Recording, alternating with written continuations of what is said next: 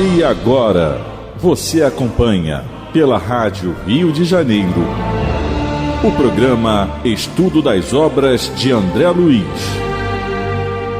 Vamos refletir sobre o livro Nosso Lar. Produção e apresentação, Tereza Cristina e Marco Antônio. Amigos ouvintes da Rádio Rio de Janeiro, da emissora da Fraternidade, novamente aqui estamos com a permissão de Jesus e dos bons espíritos para darmos continuidade à vida, ao estudo da vida. Continuidade à vida a gente está sempre dando, ela não para, mas continuidade ao estudo da vida no mundo espiritual através da obra Nosso Lar, obra que foi ditada pelo Espírito André Luiz e que foi psicografada pelas mãos abençoadas do missionário Francisco Cândido Xavier. Olá, caros ouvintes, vamos dar continuidade, estamos ao nosso estudo, estamos no capítulo 32, cujo título é Notícias de Veneranda. No último programa, nós começamos a ver a descrição de Narcisa para André Luiz do trabalho dessa ministra no Ministério da Regeneração. A Narcisa, a enfermeira Narcisa, já começou a explicar para o André Luiz que a veneranda, ela procurou fazer esses salões verdes, que são salas de aula, procurou fazer de uma maneira simples, ao ar livre, usando material da própria natureza. A gente comentou no programa passado que ela usou de simplicidade, que isso quer dizer que não tem nada demais, né, em excesso, e também não falta nada, é o equilíbrio, mas ela é um espírito já muito evoluído e ela já tem essa condição. Nós precisamos aprender que, como disse Leonardo da Vinci, a simplicidade é o mais alto grau da sofisticação. Então, quem quiser ser uma pessoa sofisticada, elegante, sóbria, precisa aprender a ser simples. Mas nós, até agora, né, com algumas encarnações aqui vividas, a gente infelizmente optou por ter vidas mais baseadas no excesso de tudo, né? Excesso de egoísmo, de orgulho, de vaidade, excesso de coisas. A gente está aprendendo agora com a doutrina espírita que nada disso é tão necessário, que o importante é a gente ter, como dizia Chico Xavier, o maior tesouro do ser humano é ter fé em Deus e a consciência tranquila do dever cumprido. Então, aos poucos, a gente vai estudando, vai renovando as ideias, não é? E foi isso que a gente viu no programa passado e nós vamos continuar agora, porque o André Luiz estava admirado e ele chegou a chamar de palácios da natureza, não é? Ele diz que, né, ele está tão encantado com o que ele está vendo que são verdadeiros palácios que a veneranda construiu. Nós vamos começar a leitura a partir do parágrafo 7. Sem dúvida, prosseguiu a enfermeira entusiasticamente, o projeto da ministra despertou, segundo me informaram, aplausos francos em toda a colônia. Soube que tal se dera havia precisamente 40 anos. Iniciou-se então a campanha do Salão Natural. Olha aí, novamente, já é a segunda vez que ela fala a palavra natural, não é? Então, a ministra veneranda, ela trouxe uma inovação para a colônia Nosso Lar.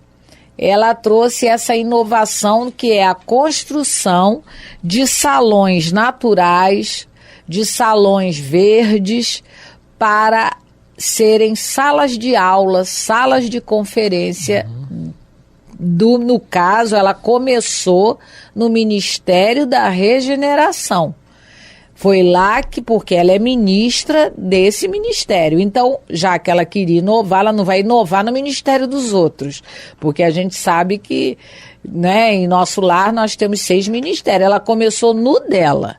E aí a gente vai ver aqui com a leitura que todo mundo, né, também queria o belo no seu ministério. Não é? Aplausos francos em toda a colônia. Aí ela coloca assim: todos os ministérios pediram cooperação, inclusive o da União Divina, que é o que está ligado às esferas superiores, que solicitou o concurso de veneranda na organização de recintos dessa ordem no Bosque das Águas. A gente lembra aqui, em estudos passados, que quem cuida da água na colônia, limpando essa água, fluidificando essa água, são os ministros lá do Ministério da União Divina, que é o ministério ligado às zonas superiores do planeta Terra.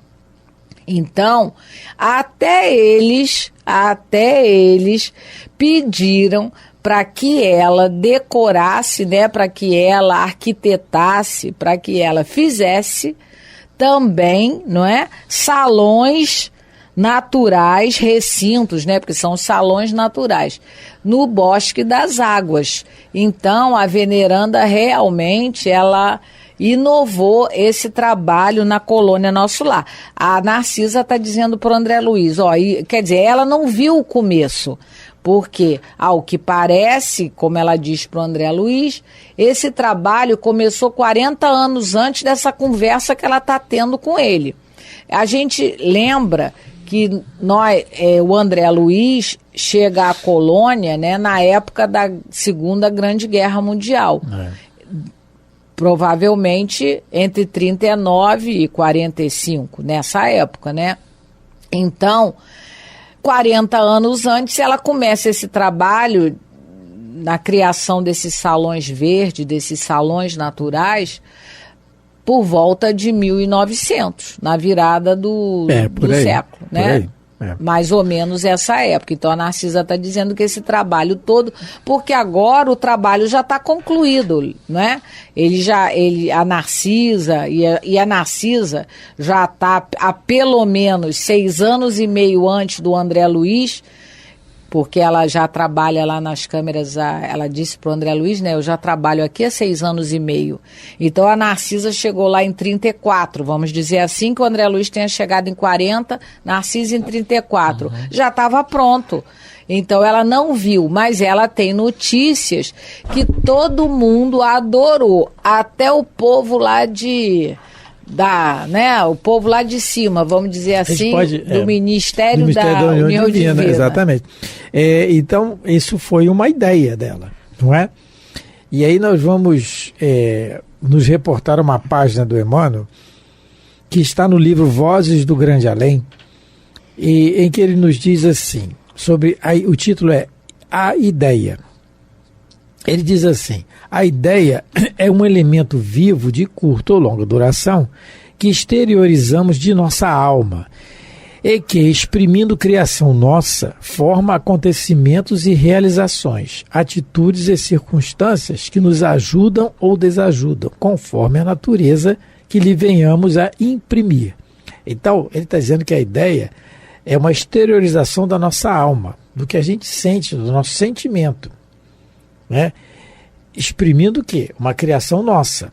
E mais adiante ele vem assim e diz assim: não nos esqueçamos de que nossos exemplos, nossas maneiras, nossos gestos e o tipo de palavras que cunhamos para uso de nossa boca geram ideias, que à maneira de ondas criadoras vão e vêm, partindo de nós para os outros e voltando dos outros para nós, com a qualidade de sentimento e pensamento que lhes infundimos, levantando-nos para o triunfo ou impulsionando-nos para a derrota. Então, a gente está vendo o exemplo aqui da veneranda, de uma ideia, né, de exprimir no pensamento e o sentimento dela, como o Emmanuel está explicando, que gerou só qualidades boas de sentimentos e pensamentos nos outros.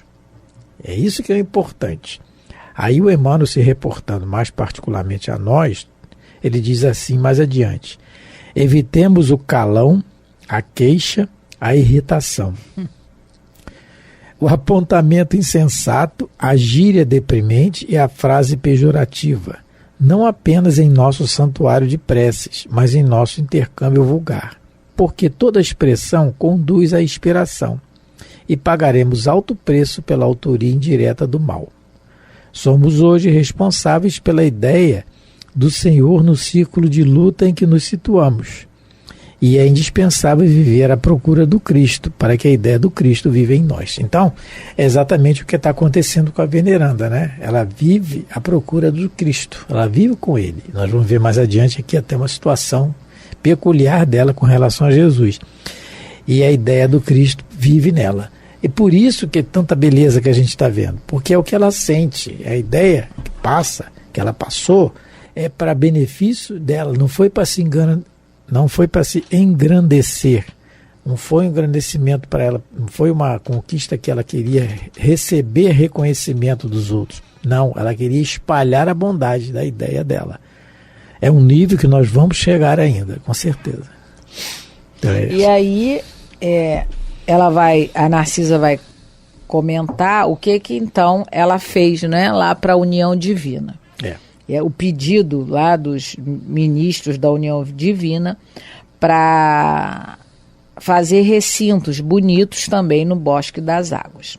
Surgiram deliciosos recantos em toda parte. Os mais interessantes, todavia, a meu ver, são os que se instituíram nas escolas. Então, ela fez recinto para conversa, recintos para descanso, para repouso, porque no Parque das Águas, e com certeza, né, no Bosque das Águas, ela fez salões para repouso. Mas a Narcisa está dizendo que, para ela, o que ela achou mais interessante, né, na visão dela, ela está dizendo, a meu ver, né, são aqueles recintos que foram dedicados à instrução, à educação, no caso, para enfermeira Narcisa. E ela continua. Né, só um pouquinho. São os que se instituíram nas escolas. Então, para ela, os mais interessantes foram essa observação dela. Então, a gente vê a importância fundamental da educação, né, da instrução, que é a finalidade principal aqui da estadia na colônia, nosso lar. Porque o espírito, nós falamos isso em programas anteriores, porque o espírito vai reencarnar. Ele precisa reencarnar com uma bagagem de aprendizado para enfrentar as lutas que vão surgir durante a sua estadia novamente no corpo de carne. Então, é essencial que um templo religioso ele se dedique principalmente à instrução. É claro, é lógico que temos assistência social, a pessoa precisa de um alimento, de um remédio e muitas vezes, grande número de vezes, de um ouvido para ouvir. É claro que sim, mas o principal é a instrução do espírito, porque o espírito, mesmo medicado e alimentado, ele vai desencarnar, ele precisa da instrução. É isso que os espíritos nos orientam. Isso. E aí ela continua. Variam nas formas e dimensões esses salões que servem de escola. Nos parques de educação do esclarecimento, instalou a ministra um verdadeiro castelo de vegetação em forma de estrela, dentro do qual se abrigam 5 numerosas classes de aprendizados e 5 instrutores diferentes. Imagina, hein, Teresa? No centro funciona um enorme aparelho destinado a demonstrações pela imagem, à maneira do cinematógrafo terrestre, com o qual é possível levar a efeito 5 projeções variadas simultaneamente. Olha a live aí. É a live, com certeza, é a live. Olha a live aí. Então, trocando aqui em miúdos, ela construiu um parque educacional em forma de estrela. Isso tudo lembrando com o material da natureza, com flores, com árvores, com terra. É com isso que foi feito, né? É um ambiente naturais. Então, em cada ponta dessa estrela tem um orientador, um instrutor. Mas no centro da estrela, ela diz que tem um aparelho, um enorme aparelho, destinado a demonstrações pela imagem, a maneira de cinematógrafo terrestre, qual é possível levar a efeito 5 projeções variadas. Quer dizer, o que estava acontecendo nas pontas poderia ser visto no centro. É assim que eu estou entendendo. Exatamente. É uma live, né? Assim, então, muitas das vezes a gente não faz isso nos centros espíritas que tem um grande número de pessoas para assistir às palestras. No salão principal não cabe todo mundo, coloca-se aparelhos para que façam a transmissão direta, ao vivo, a live, isso né? Lá ao no vivo. Centro Espírita André Luiz, quando a gente ia ver o Divaldo lá, né? Sim. E lá tinha o salão. Mas não cabia todo mundo.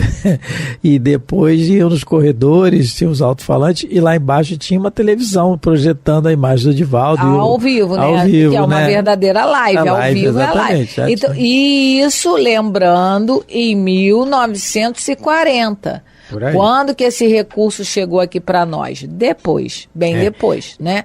Então, lá no Ministério do Esclarecimento, a ideia da veneranda foi fazer esse tipo, né, com essa forma de estrela. Né? Deve ser uma coisa linda, né? O Ministério do Esclarecimento que está ligado às esferas inferiores. O nosso lar, lembrando, o nosso lar tem 6 ministérios.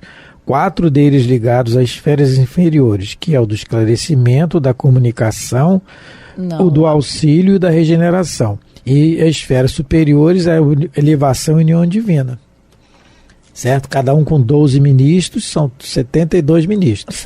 Certo? As contas estão certas, é isso. Eu estava lembrando aqui, me veio essa lembrança. Em casa, quando eu estava estudando o capítulo, né, para a gente poder conversar hoje, não me veio essa lembrança, mas hoje me veio agora, né, falando aqui na rádio, eu lembrei como Chico Xavier gostava de também fazer a reunião do Evangelho à sombra do abacateiro. Isso. Lá, não tinha lembrado disso, mas agora me ocorreu. Realmente, ele, não é, algumas pessoas falam que eram reuniões belíssimas, com muita simplicidade, à sombra de um abacateiro. Não é?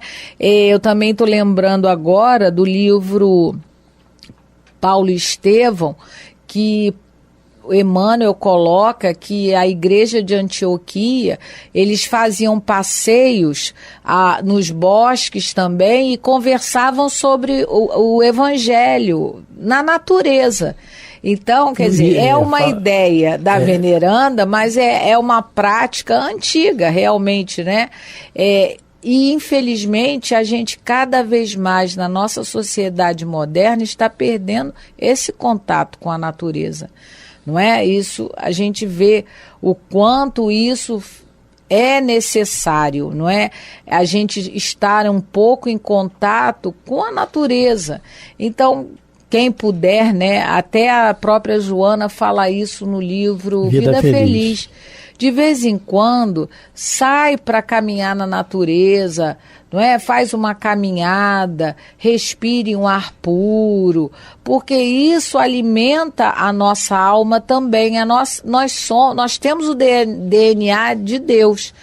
Então, em nós, na nossa natureza, está o belo, está a beleza, está a simplicidade, está a natureza, e a sabedoria.